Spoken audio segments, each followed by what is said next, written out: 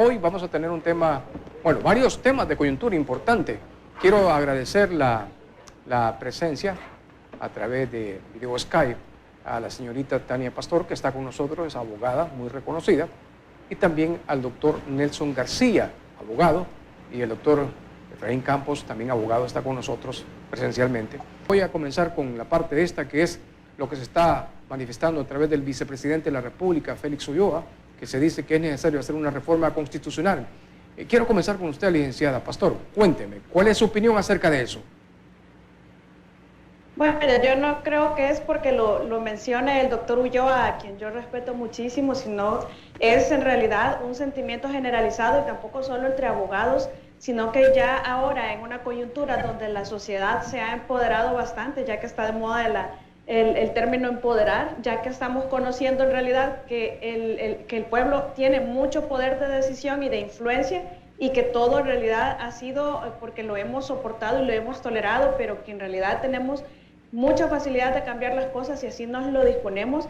Entonces nos estamos dando cuenta que tenemos una sociedad que es bastante injusta porque en realidad viene un diseño estructurado desde la misma Constitución en donde se entrega el poder completo y absoluto a los partidos políticos para salir de una fase de dictadura posguerra, o estábamos durante la guerra en esa época, pero que en realidad la función para la que fue diseñada esta Constitución en época de guerra ya se cumplió. Se pretendía evitar las dictaduras militares de las que veníamos, pero en realidad, más allá de eso, fue superado ya el fin para el que fue creada esa Constitución y estamos viendo un abuso ahora por parte de los funcionarios, más que todo los diputados, hay que decirlo precisamente así.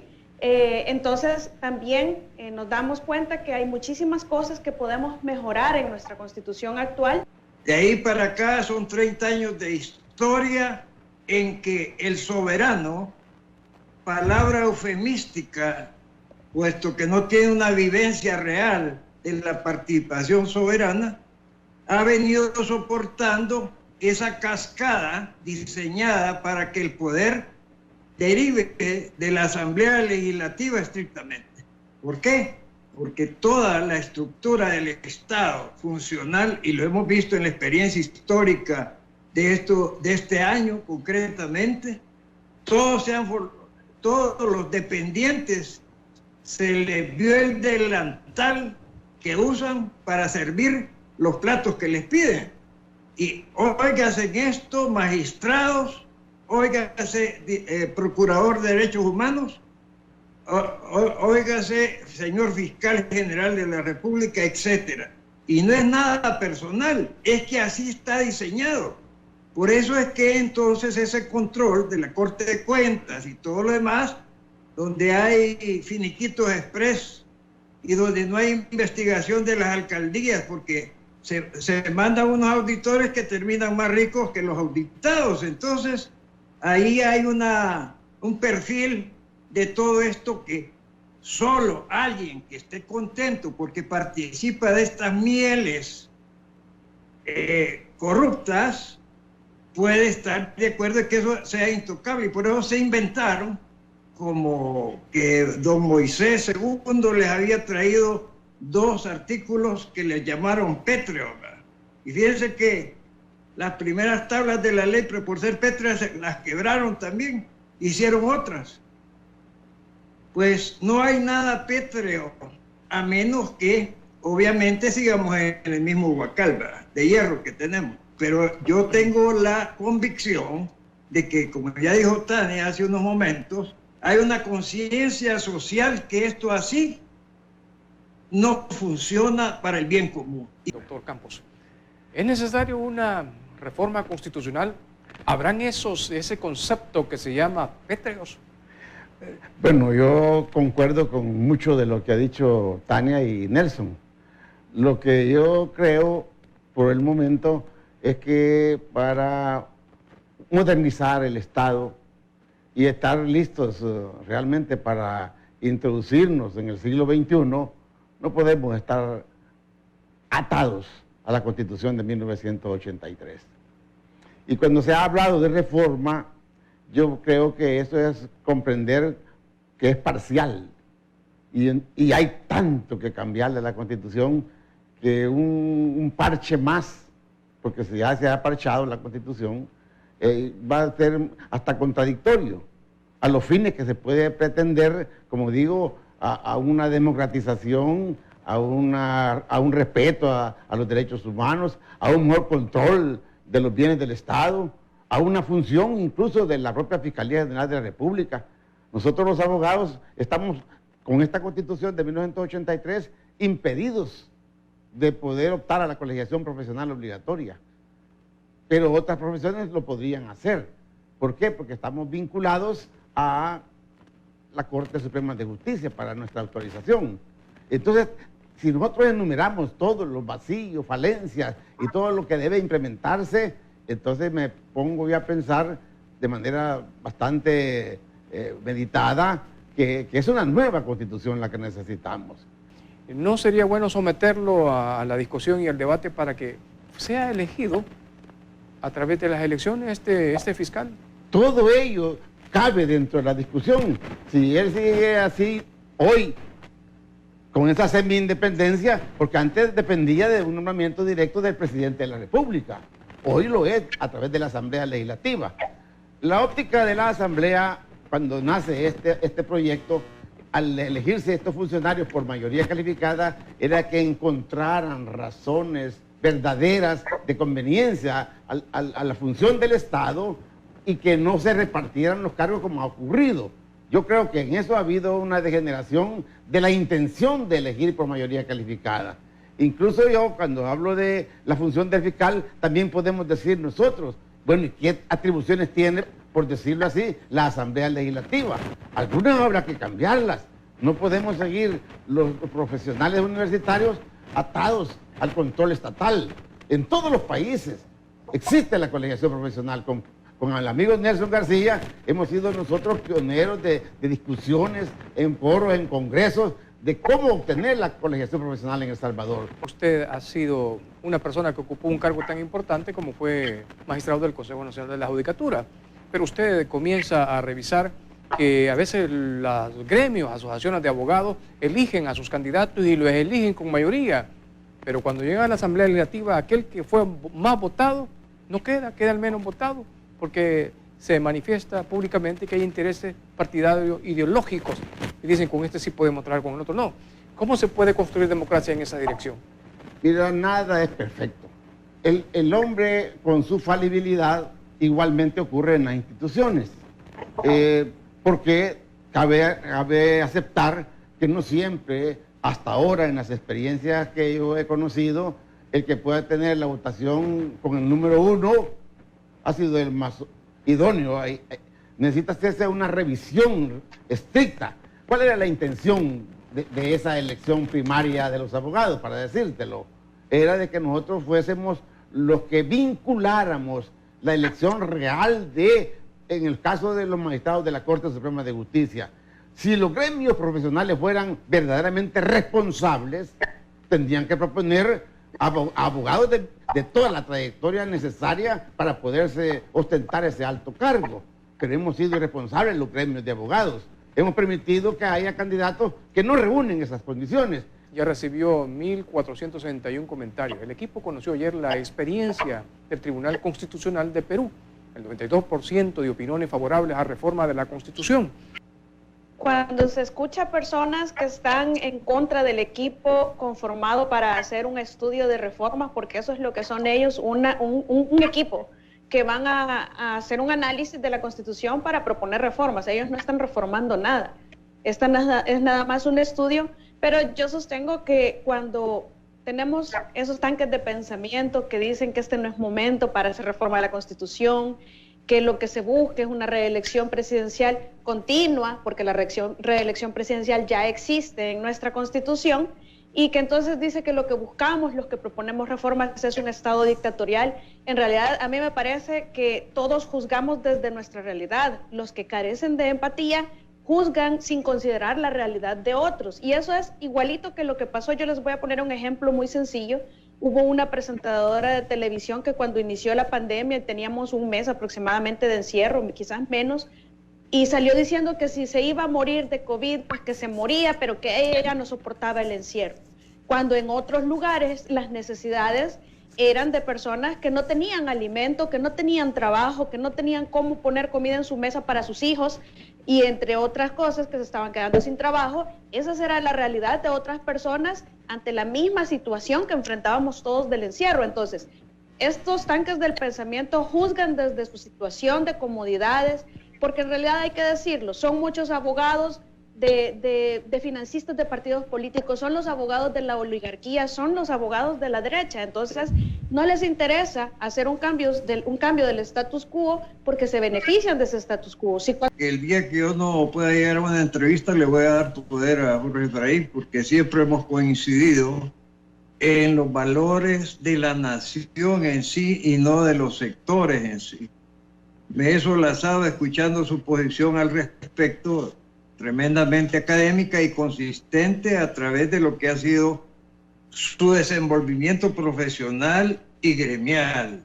Es importante destacar estas figuras porque hoy carecemos enormemente, de no ser por juventudes como la de Tania y otros colegas más, el gremio que tiene 30,000 miembros tiene un silencio sepulcral producto de varios factores, pero uno de los más destacados es la conveniencia de no comprometerse ante la represalia que es tradicional en este país. Sí, dice que la Constitución del 83, como le dije, tuvo a través de los acuerdos de Chapultepec una serie de reformas a las que nos opusimos porque eran reformas egoístas, eran reformas para acentuar ese control de la Generalidad a través de ese centro de poder que se llama Asamblea Legislativa, disfrazada de un elemento democrático que si usted lo escarba o lo rasga un poquito, es simplemente una piel demasiado delgada y después usted empieza a descubrir todos los canales y todas las influencias que tiene de sus promotores, porque en este país no se eligen a los funcionarios, se vota por los que ya eligieron otros antes de, en una depuración donde lo más importante es saber si están con los intereses creados de los que nos habla don Jacinto Benavente o son personas con un perfil de rebeldía.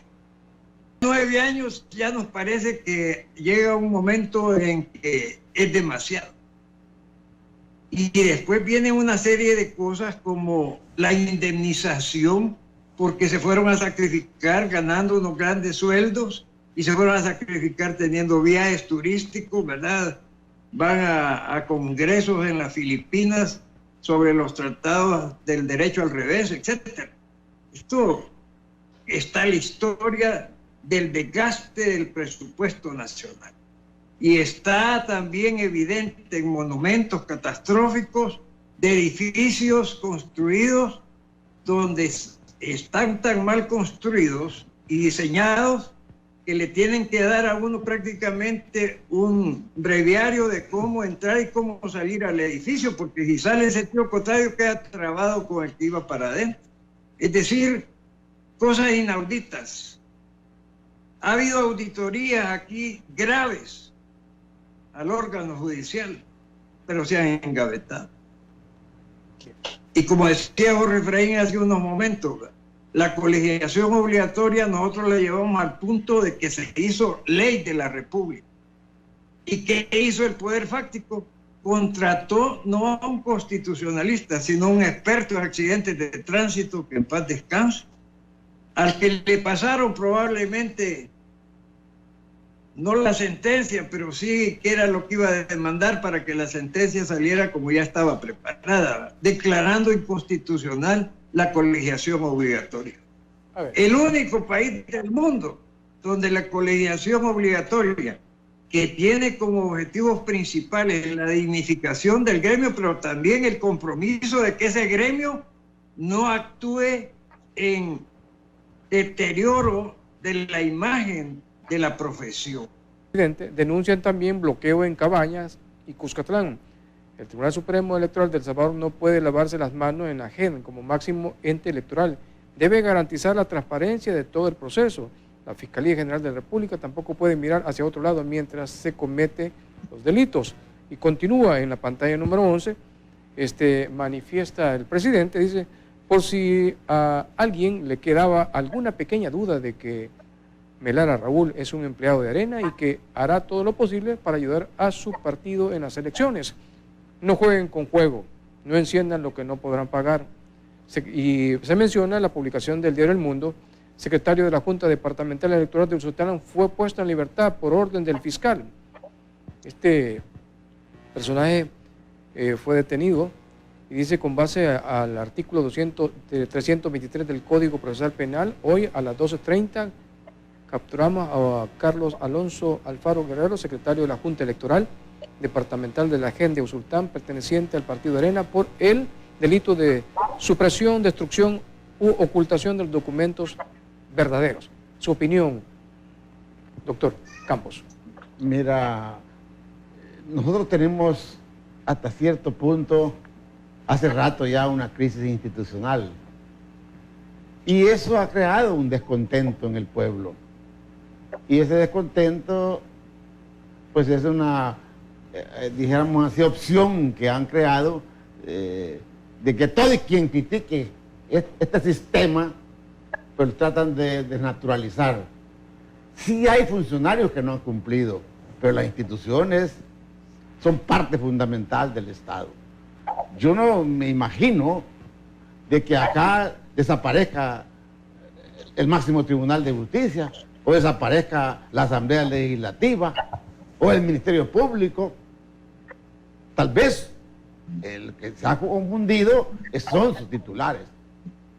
En esa conducción de estas instituciones es que se ha pecado, pero las instituciones por sí son necesarias. Yo estoy de acuerdo 100% en que deben haber 3 órganos fundamentales del Estado. Para un mayor entendimiento de lo que estamos expresando. Perros, sigan ladrando. Ustedes, los reciclados de Nuevas Ideas, solo el nombre tienen. Lo que les sobra son ladrones. Perros. Todo eso se es debe evitar. Venir de una persona muy reconocida. Yo conozco muy bien al doctor Rodolfo Parque. Venir de una persona de abogado, expresarse de esa manera a través de un medio de comunicación públicamente, creo que se pierde todo el decoro, todo el respeto.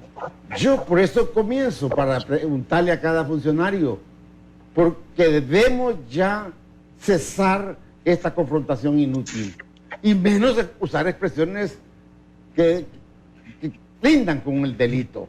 Y eso viene del rector de la nación. Ya no puede seguirse buscando y sosteniendo esta confrontación. Igual los diputados, igual los señores ministros. Inclusive la dirigencia gremial de cualquier orden también tiene que buscar la conciliación, porque el consenso es el que nos va a determinar cuáles pasos seguir en la armonía que necesita El Salvador. A ver, licenciada Tania.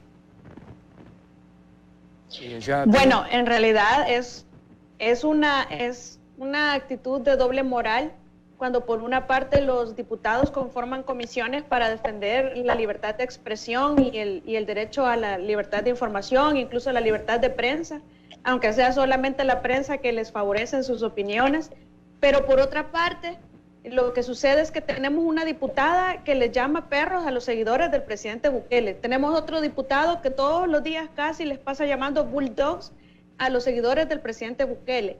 Tenemos este diputado ahora que les llama perros, es decir, y hay otra, incluso ahí está una campaña de un partido político que se refiere a la gente como troles, y yo digo, ¿estarán pensando que son máquinas? Entonces les está hablando a máquinas. Si estará pensando que son gentes, pasa por respetar la dignidad del otro, llamarle a los ciudadanos por su nombre. Somos ciudadanos. Yo creo que como funcionarios tienen que cumplir con la Constitución y además todos los deberes éticos que están contenidos en el reglamento interior, que ellos también se supone que deben de conocerlo y tienen que conservar un comportamiento digno, ético y muy responsable y sobre todo respetuoso de nosotros, la ciudadanía.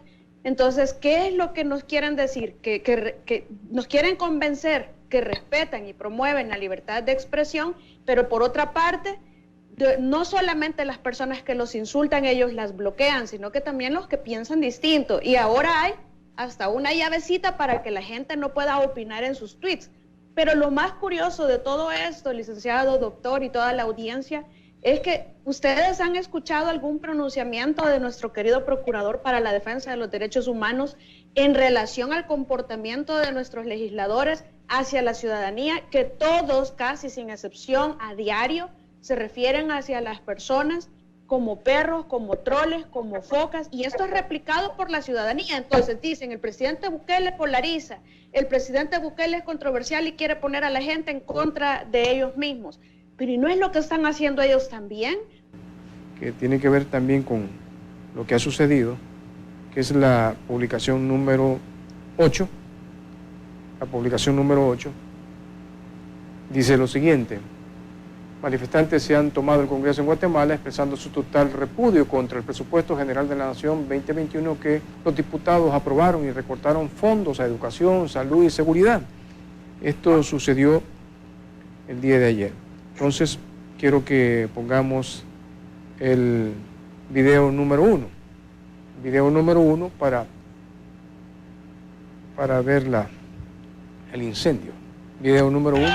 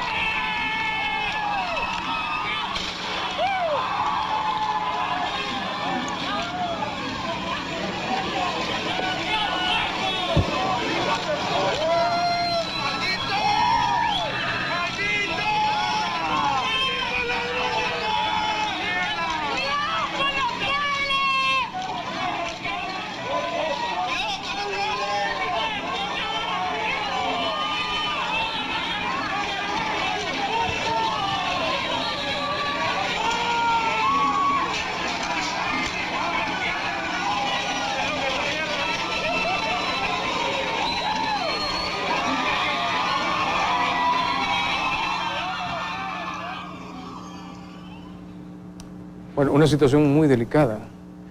Bueno, Guatemala, lo que ha sucedido en Guatemala. Sí, Guatemala ha vivido ya no una experiencia reciente, sino que data de muchos años.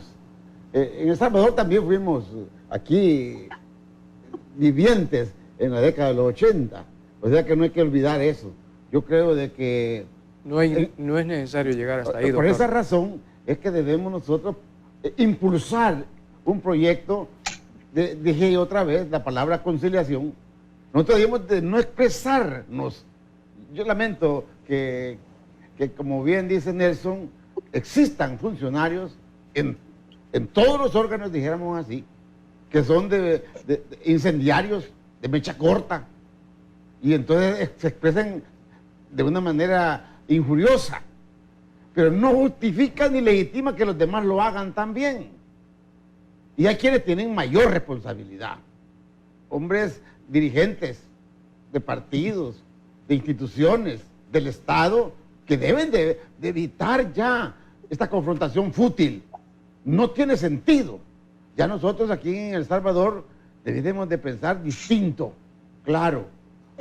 Si tú no te sientas tanto así afectado, pero a veces esta publicidad como que llama rating, llama adeptos, sintonizantes, pero cuando uno lo ve que de una manera muy formal, sobria, legal, solicita que se concilien los intereses que haya en beneficio del interés público, entonces nosotros podemos quizás encontrar eco. Pero si seguimos en esta reyerta de palabras ofensivas, no vamos a ningún lado.